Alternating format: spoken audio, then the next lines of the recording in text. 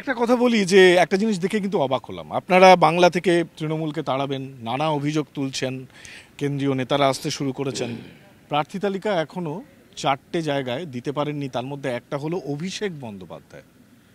আপনার কি ভয় পাচ্ছেন অভিষেককে? সিদ্ধান্ত নিতে পারছেন না ওর বিরুদ্ধে কে দাঁড়াবেন? দেখুন, বাংলায় আমরা তাড়াবো না টিএমসিকে, পশ্চিমবাংলার মানুষই তাড়াবে, তারাই নিয়ে আসছে। আর ক্যান্ডিডেট কোথায় হবে, কীভাবে হবে, সর্বভারতীয় পার্টি হিসেবে তার একটা চিন্তাভাবনা থাকে।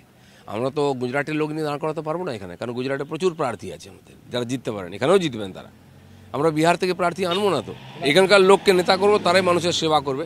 সেই জন্য নামও অনেক আছে, পরিস্থিতি অনুযায়ী কে ঠিক হবে সেই চিন্তাভাবনা চলছে।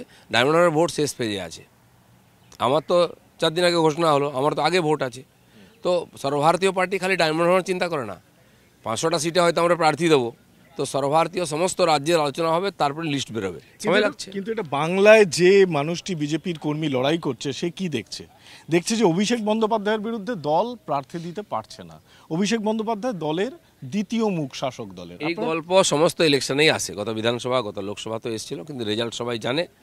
আর সেই জন্য ওখানকার পরিস্থিতি, যে ধরনের অত্যাচার হয়েছে বিধানসভা নির্বাচনে, বহু লোক এখনও ঘর ছাড়া আছে, ওখানকার পুলিশ ওখানকার নেতা মিলিতভাবে অত্যাচার করে, দোকান বন্ধ আছে, বহু কর্মীরা আমাদের বাড়ি ঢুকতে পারছে না, বাড়িতে মারা গেছে, মুখে আগুন দিতে আসতে পারে না, এরকম অবস্থা।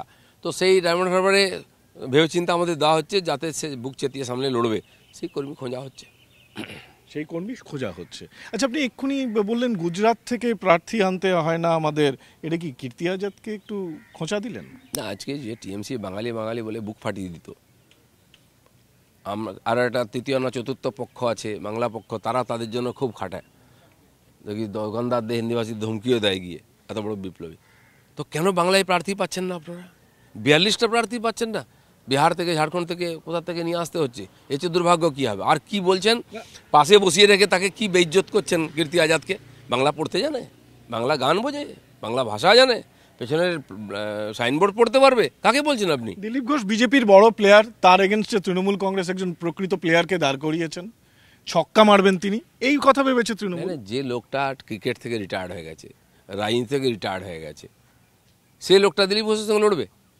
প্রশ্ন হচ্ছে যে উনি আমাদের প্রতীকে 3বার জিতেছেন বিধানসভা লোকসভা, সব যেই প্রতীক ছেড়েছেন পাবলিক ছেড়ে দিয়েছে।